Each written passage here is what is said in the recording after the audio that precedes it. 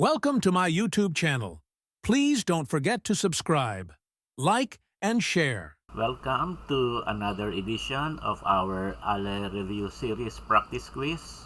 So for today, we have building technology on the materials and methods of construction. So this is part 1 of this review series for building tech. So before you start with the quiz, you can get a piece of paper and then write down numbers 1 to 30 para ready na kayo sa pagsagot mamaya pagdating ng mga pag nakita niyo yung mga questions. So for every question, write down the corresponding letter of your answer from the multiple choice. Your best answer. So you will be given 10 seconds to finalize your answer. And at the end of the quiz, you count the number of your correct answers and then i-check nyo doon sa score category kung saan kayo kabilang, kung kailangan pa bang mag-review ng todo-todo. Okay, so let us now start with question number 1. So what is the waterproofing method that is very common, which is semi-flexible or rigid and not exposed to weathering or sunlight? A. Injection grout. B. Polyurethane.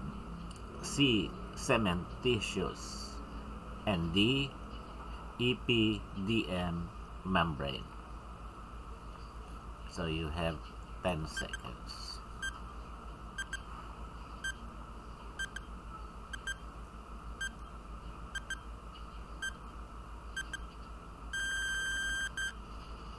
And our correct answer is letter C, cementitious. So cementitious waterproofing is very common, easy to apply, and typically used in areas not exposed to weathering or sunlight, such as toilets, basements, and internal wet areas. It is considered semi-flexible or rigid, depending on the formulation. It also adheres well to concrete and masonry substrates, but does not perform well under UV exposure of movement, making it unsuitable for exposed applications. Now for the other choices, injection grout is used for repairing cracks and leaks, and not as a general-purpose surface waterproofing. Polyurethane is highly flexible and UV resistant and can be used for exposed surfaces. EPDM membrane is a synthetic rubber membrane, very flexible and UV weather resistant, and ideal also for exposed areas like roofs. So question number 2. What is the waterproofing method, which is a flexible asphalt layer? A. Cementitious. B. Torch seal. C. Bituminous. And D. EPDM membrane. 10 seconds.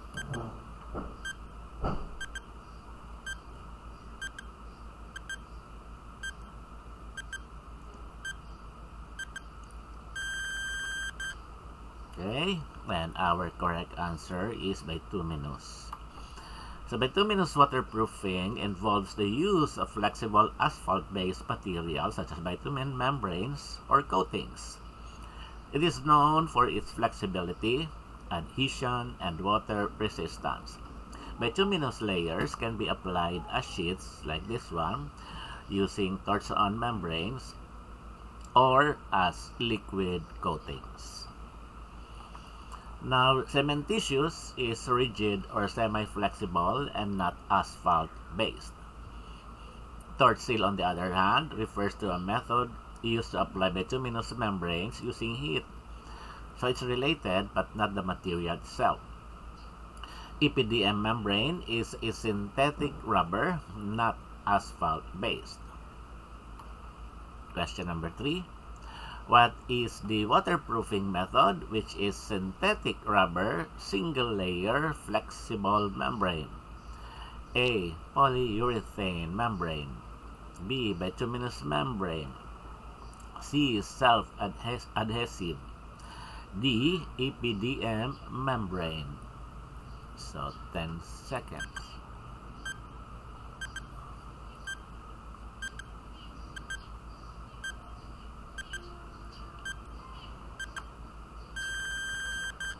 And our correct answer is letter D, EPDM membrane.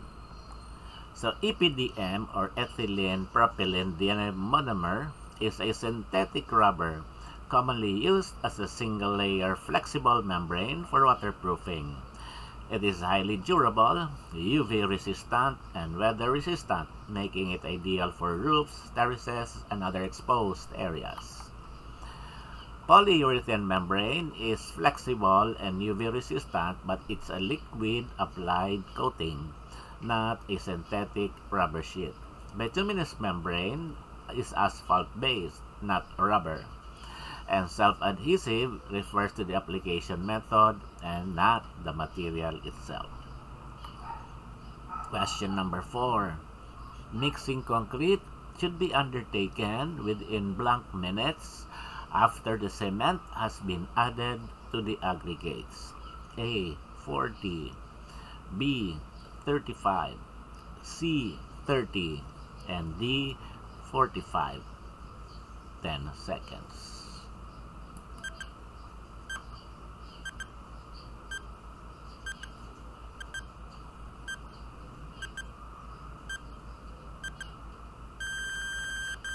And our correct answer is 30 minutes, letter C. So mixing shall begin within 30 minutes after the cement has been added, either to the water or aggregate. But when cement is charged into a mixer drum that is containing water or surface wet aggregate, and when the temperature is above 32 degrees centigrade, this limit shall be reduced to 15 minutes. Question number 5. To maintain concrete consistency, the slump shall be from blank and shall be determined in accordance to ASTM C143. So letter A is 10 mm to 40 mm. B is 50 mm to 100 mm. Letter C is 10 mm to 40 mm. And letter D, 30 mm to 50 mm. 10 seconds.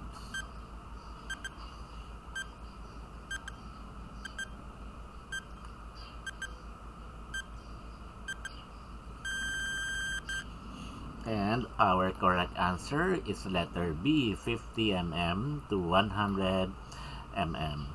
So for general concrete construction, the slump, that is a measure of complete consistency or workability, is typically specified to be within the range of 50 mm to 100 mm, especially for reinforced concrete. So these are the recommended slump for different applications, and you will see that the maximum here is 100 mm.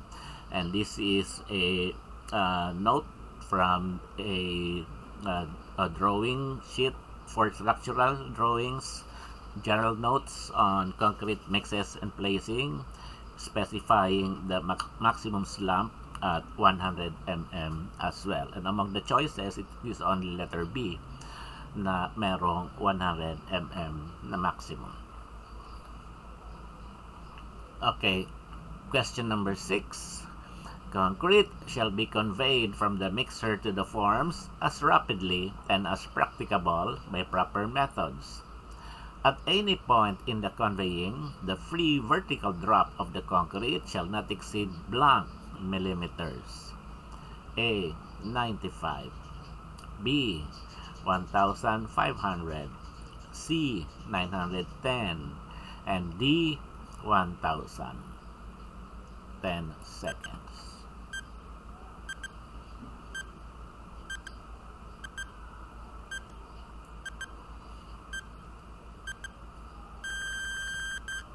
And our correct answer is 1,500.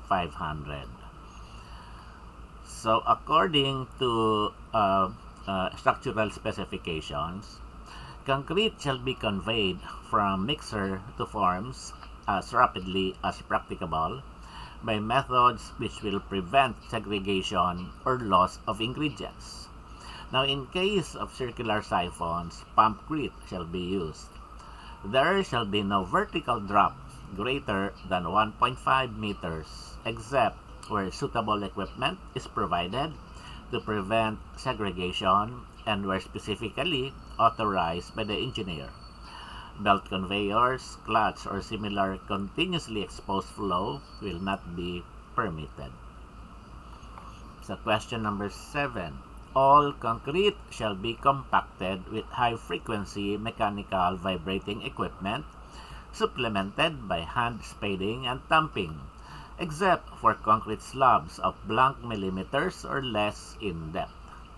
A. 150, B.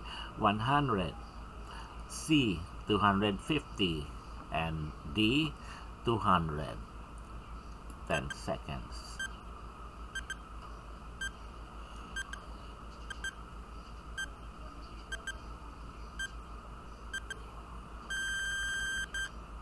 And so our correct answer is letter B, 100 mm.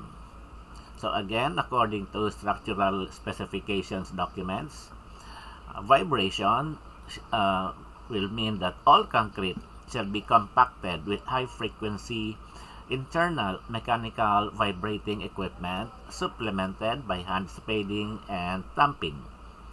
Concrete slabs 100 mm or less in depth shall be consolidated by wood thumpers, spading and settling with a heavy, leveling straight edge.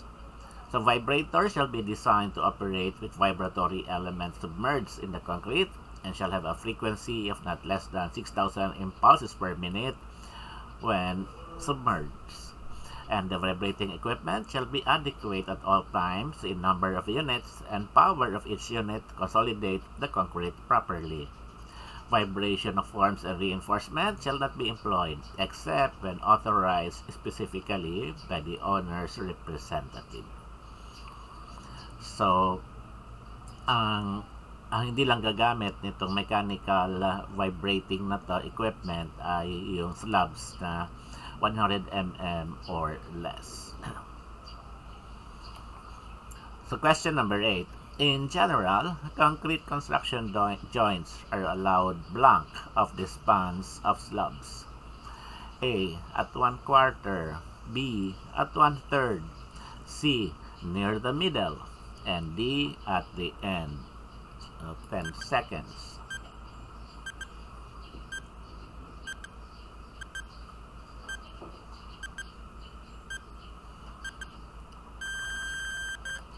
And our correct answer is letter C, near the middle. So again, according to structural specifications documents pertaining to construction joints, it states that joints not shown on the drawing shall be made and located so as to least impair the strength of the structure and shall be subject to approval of the owner's representative.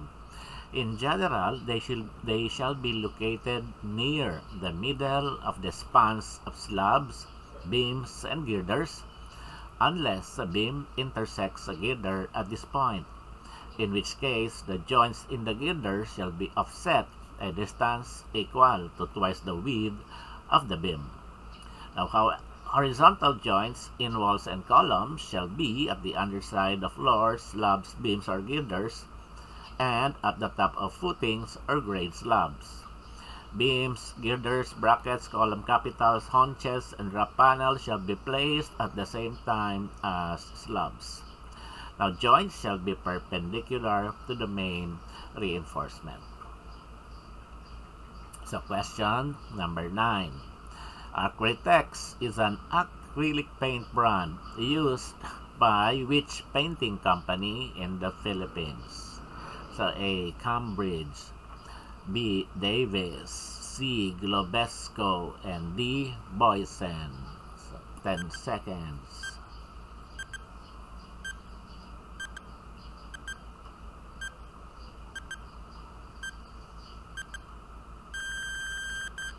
And our correct answer is letter D, Boysen.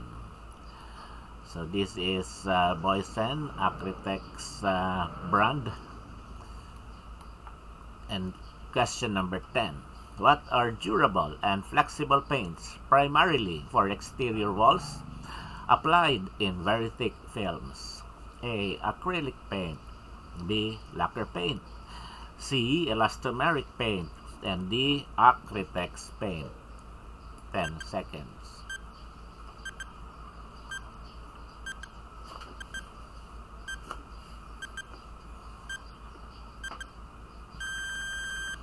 So our correct answer here is letter C, elastomeric paint. So elastomeric paint is designed to withstand weather conditions and is applied in thick films, making it ideal for exterior surfaces. Elastomeric paints are formulated to have high elasticity, allowing them to stretch and contract without cracking, making them excellent at bridging hairline cracks and also covering imperfections. Now the other choices, acrylic paint is water-based, durable and popular for interior and exterior applications, and generally thinner than elastomeric paints. Lacquer paint is a quick-drying, solvent-based finish typically used for furniture and other interior surfaces due to its hardness and gloss, while Acrytex paint is a type of acrylic paint by Boysen, which is a solvent-based coating that is known for its tightness and moisture-sealing ability. Question number 11. Which glossy paint refers to a quick dry solvent that contains resin used primarily in furniture? A. Lacquer paint. B. Acrylic paint. C. Spray paint. And D. Enamel paint. So 10 seconds.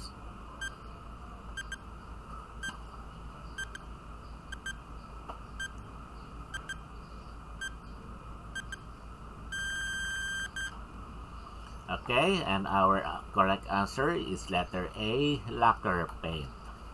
So lacquer is a type of hard, shiny coating that dries quickly through solvent evaporation and often used to finish wood and metal surfaces. Acrylic paint is water-based. It is matte to semi-gloss finish. Spray paint, on the other hand, like aerosol, pertains to the delivery method and not a type of paint. Enamel paint is hard, glossy, and durable, usually oil-based, but can also be water-based. So question number 12. Which one cannot use water as thinning material? C. Acrylic paint. B. Emulsion paint. C. Enamel paint. And D. Latex paint. 10 seconds.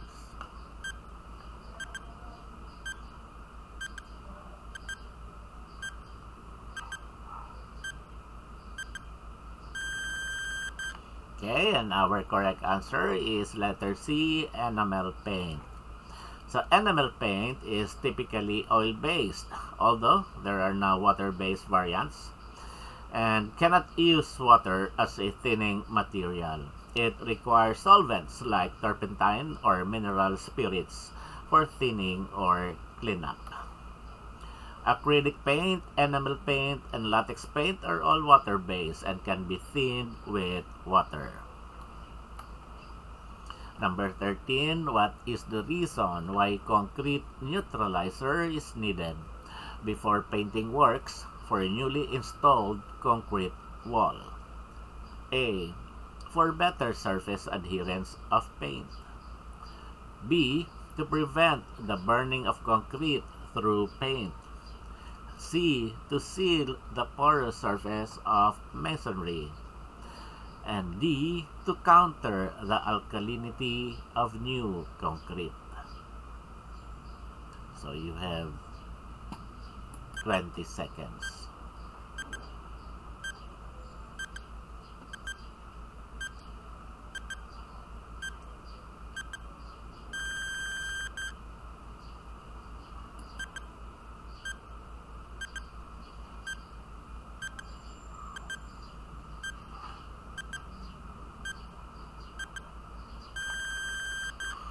Okay, and our correct answer is letter D. That is to counter the alkalinity of new concrete. So newly installed concrete is highly alkaline and has a high pH.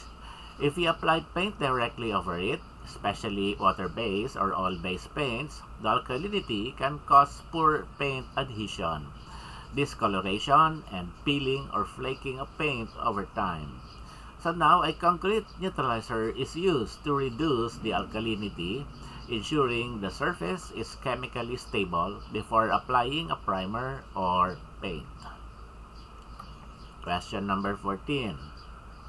The actual widths of solid timber are less than nominal size by blank mm. A. 18, B. 6, C. 12, and D. 25. 10 seconds.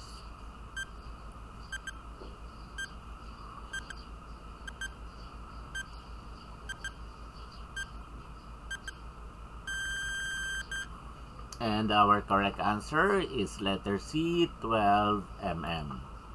So in lumber terminology, nominal size refers to the size of the timber before it is dried and planed, so surfaced. After drying and surfacing, the actual finished size is typically smaller. Now the difference is commonly around 12 mm, especially in Philippine construction standards. This is how to determine actual lumber dimensions. So for lumber with a nominal size smaller than 1 inch, subtract 1/4 inch or 6 mm. Now for lumber with a nominal size larger than 2 inches but smaller than 8 inches, subtract 1/2 inch or 12 mm. And for lumber with a nominal size 8 inches or larger, subtract 3/4 inch or 20 mm. So question number 15. For preliminary design of solid wood, limit beam span to a maximum of blank meters. So A 3, B 10, C 8, and D 6. So 10 seconds.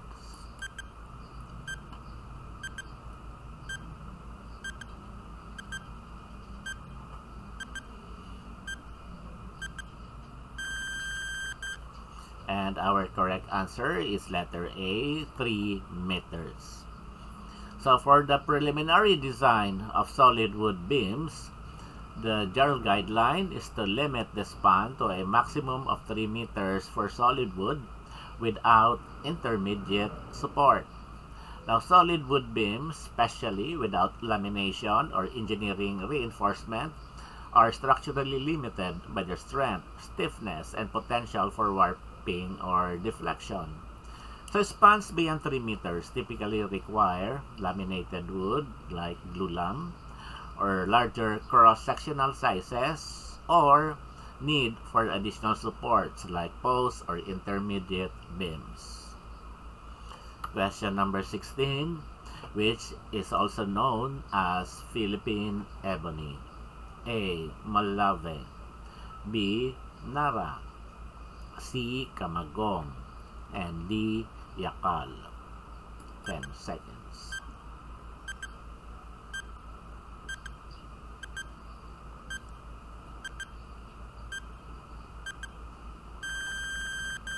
And our final answer is letter C, Kamagong.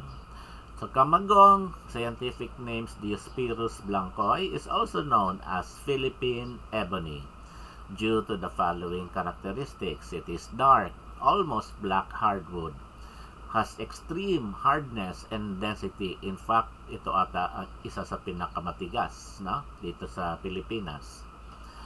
High value in furniture and martial arts weapons like Arnie sticks. It belongs to the ebony family, Diospirus, which is why it's considered the local equivalent of ebony. So, banned na ang pag-putol ng kamagong, no? At kaya usually ginagamit na lang itong kamagong wood sa mga inlay, sa mga furniture kasi napakamahal nito. So Molave is a durable yellowish hardwood, not ebony. And Nara is the national tree of the Philippines, reddish hardwood. And then Yakal is a strong structural hardwood, yellow-brown in color. So lahat ito ay hardwood, no? Kamagong, Molave, Nara, and Yakal. Pero sa apat na to, pinakamatigas talaga is kamagong. Sunod Molave, no? Now, in the Philippines, what is the unit used to sell lumber? A. Even numbers in meters. B. Odd numbers in feet. C. Even numbers in feet. And D. Odd numbers in meters. We have 10 seconds.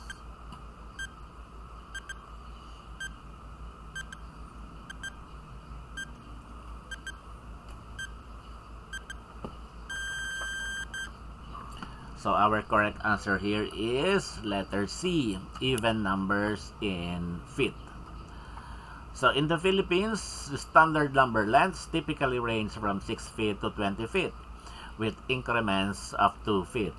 Common lengths include 8 feet, 10 feet, 12 feet, 14 feet, 16 feet, and 18 feet.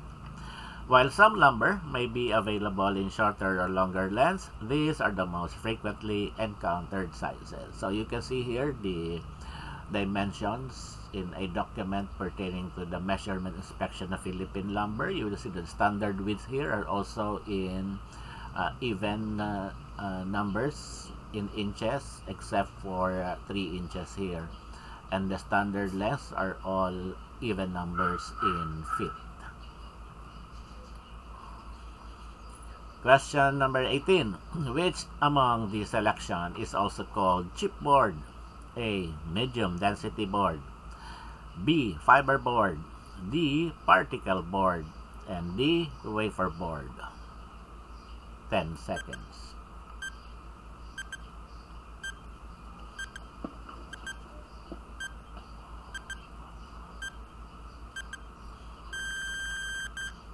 And our correct answer is letter C, particle board. So particle board, also known as particle board or chipboard, is an engineered wood product belonging to the wood-based panels, manufactured from wood chips and a synthetic, mostly formaldehyde-based resin or other suitable binder, which is pressed under a hot press, batch or continuous type, and produced. On the other hand, medium density board or MDF is made from fine wood fibers, is smoother and denser than particle board. Fiberboard, on the other hand, is a general term for boards made from wood fibers, including MDF and HDF or high density fiberboard. Wafer board is made from larger wood flakes, similar to oriented strand board or OSB, used in structural applications. So question number 19. What is figure A here? Commonly used in garden as stepping stones and also as floor finishes. A. Pandiunan stone. D. Cobblestone. C. Piedra China. And D. Escombro. So you have 10 seconds.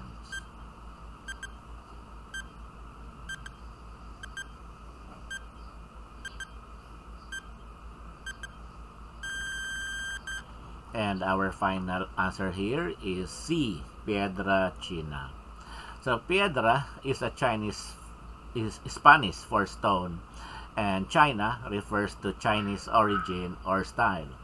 Many of these stones were historically imported from or inspired by Chinese paving materials. It is usually granite or andesite, hard volcanic rock, typically gray, but can also be found in shades of black, dark green, or bluish stones. Often comes in rough, flame, or natural cleft textures to provide slip resistance.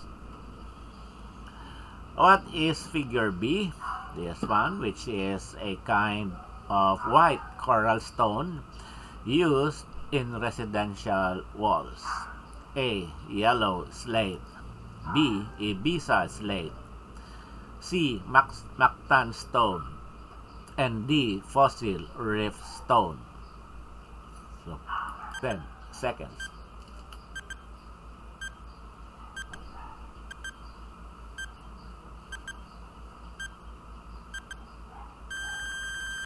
And our answer is letter C, Mactan stone. So Mactan stone is also known as Mactan coral stone, is a unique and visually appealing natural stone that is quarried in Mactan Island. They are a type of coralline limestone widely used in flooring, wall cladding, landscaping, and decorative architecture. Karami sa mga lumang style ng bahay ay gumagamit ng ganitong finishing na Mactan stone. Ang problema lang dito, medyo nag-yellowish siya minsan mga stain, no? Question number 21. What is figure C, which is widely known in Negros and popularly used on both floors and walls? So this one. A. Green slates. B. Araal slate. C. Coral stone. And D. Onyx stone. 10 seconds.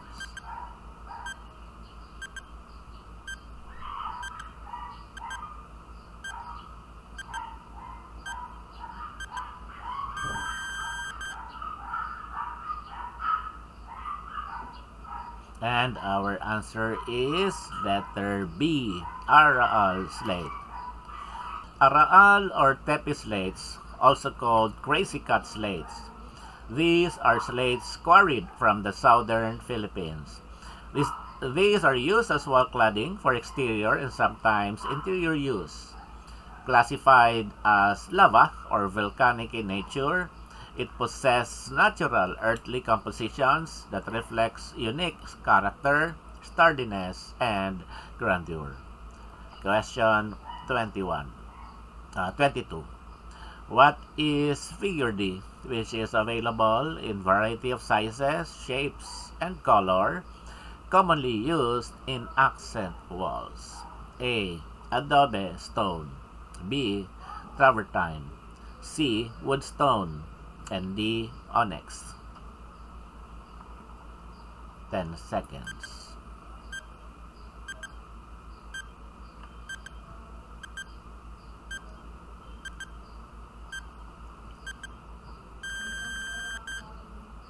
And our correct answer is letter B, travertine. So travertine tile is a type of natural stone tile, specifically a form of limestone, formed from mineral deposits around natural springs or hot springs. It is characterized by its unique texture and appearance, featuring earthy colors, so medyo beige color, and distinct patterns, often with natural pores or holes, may mga butas-butas na mga maliliit. These pores can be left unfilled or filled depending on the desired look. Travertine is a durable and versatile stone, commonly used for flooring, walls, and splashbacks, both indoors and outdoors. So question number 23. What is figure E? This one, which is widely available and made from organic materials. C. Cob black. B. Adobe. C. Banco black. And D. Mud brick. 10 seconds.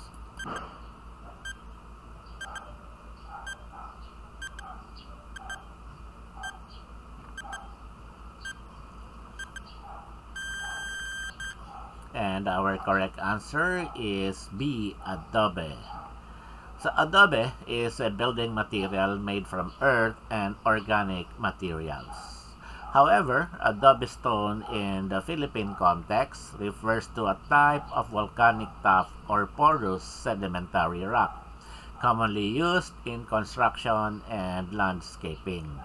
Now, despite the name adobe, it should not be confused with the sun-dried mud bricks used in other cultures.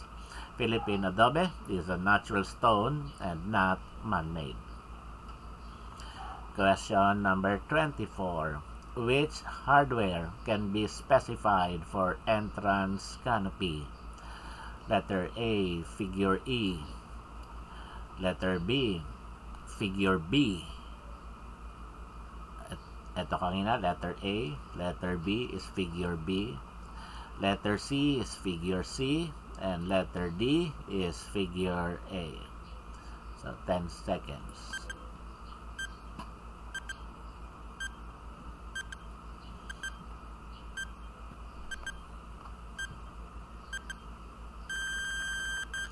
And our correct answer is letter D, figure A. So spider fittings, figure A spider fittings, and can be used for entrance canopies. They are designed to securely mount glass panels to structures like walls, posts, or fins. And this makes them a suitable option for canopies where they can provide a modern, unobstructed look while ensuring the structural integrity of the canopy. Question number 25. Which hardware is structurally appropriate for laminated glass? A, figure A. B, figure B. C, figure D. And letter D, figure E. So, 10 seconds.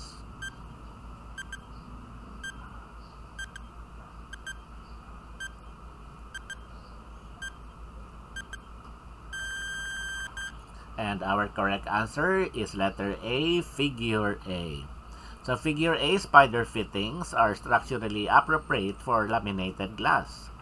In fact, laminated glass is often used in conjunction with spider fitting systems to enhance safety and strength. These systems are designed to distribute loads effectively and provide a stable and secure structure, even under harsh weather conditions. Question number 26. Which hardware can be specified for tempered glass? Letter A is figure B, figure C, and figure D. Letter B is figure C, figure D, and figure E. Letter C is figure A, B, D, and E. And letter D, all shown. 10 seconds.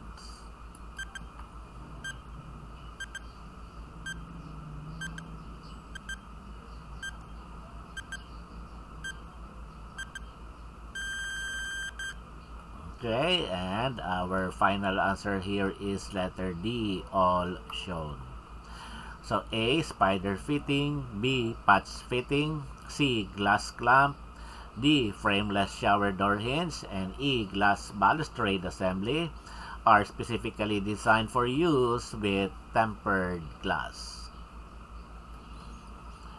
So these are the fitting types and the common application. Spider fitting are for curtain walls, glass, and facades.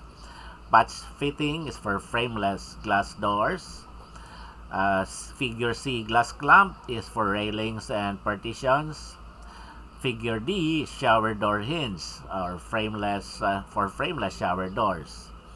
And figure E, glass balustrade assembly, is for staircases and balconies. So spider fitting are usually for 12 mm thick tempered glass and also laminated glass. Patch fitting is supports pivots or locks indoor systems. Glass clamp clamps glass panels securely to posts or walls. Shower door hinge for 8 mm to 12 mm thick tempered glass, and glass balustrade assembly often includes clamps, channels, and bay shoes designed for tempered or laminated tempered glass. Question number 27. Which hardware can be specified for annealed glass? A, figure C. B, figure E. C, figure D. and D, none of the above. So 10 seconds.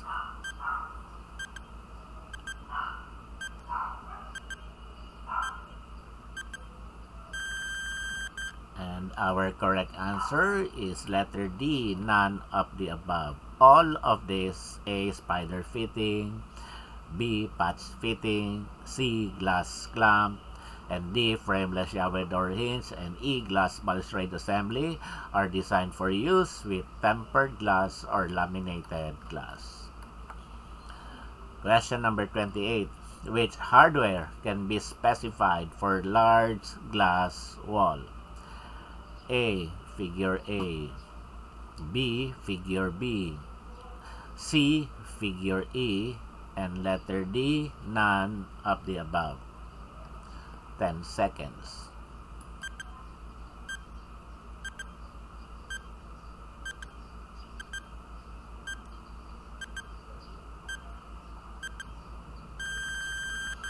And our correct answer is letter A, figure A. So spider fittings are commonly used for supporting and installing large glass walls. They offer sleek, frameless aesthetic and are suitable for various architectural applications.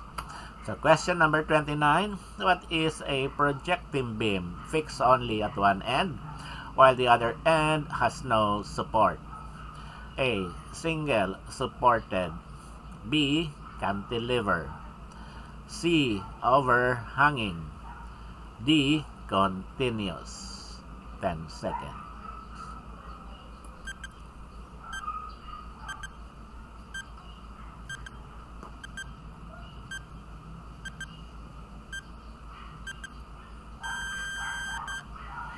And our final answer is letter B, cantilever. So a cantilever is a projecting beam that is fixed at one end and free at the other end, with no support on the free end. This structural element is commonly used in balconies, canopies, and some bridges. So these are the types of beams depending on how they are supported. So single supported or simply supported means it is supported at both ends. One end of the beam is supported by a hinge support and the other one by a roller support.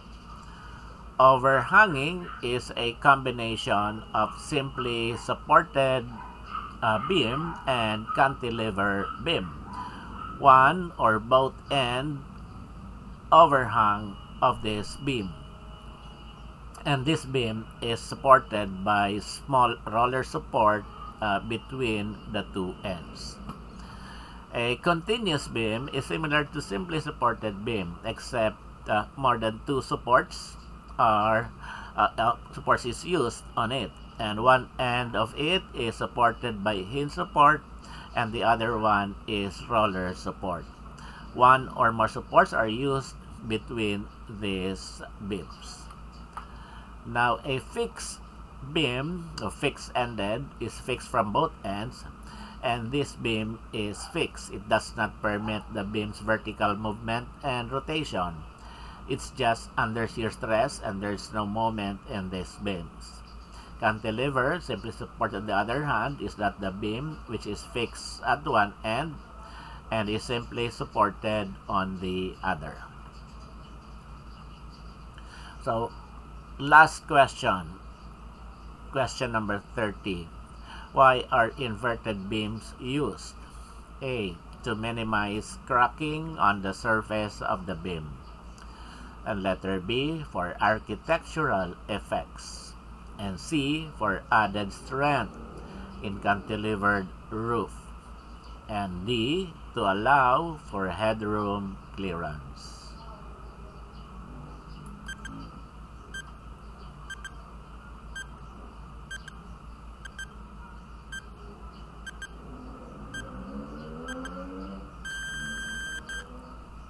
And our correct answer is letter D, to allow for headroom clearance. So inverted beams are placed within the slab rather than below it, which helps maintain a flat ceiling surface and maximize headroom clearance, especially important in low floor-to-floor height designs or where statics and space optimization are priorities. A drop beam, on the other hand, is a beam that is positioned below the level of other structural elements, like joists or the top of a slab, to provide additional support or to accommodate specific design requirements. It's essentially a beam that extends down or drops from the main structural frame. On the other hand, this is a hidden beam or concealed beam. They are structural elements defined by having a depth equivalent to the thickness of the slab they support. Okay, so that's it for this part 1 of your building tech quiz. And please count your correct answers. Okay? So kung correct answers nyo is 27 to 30, congratulations, brain power unleashed. Scores 24 to 26, you are seriously impressive. Scores 19 to 23, definitely got this. And 16 to 18, you're close, but needs a little more And correct answer 0 to 15, that is a time now for a more strategic review. Okay, so if you want to enroll for a comprehensive review for the Ali board exams, just scan this QR code for the Atlas Career Development Center or Atlas CDC Review Center. Now watch out for my succeeding videos to have more quizzes as well as other review materials for the ALE. Thanks for watching. Don't forget to subscribe, like, and share.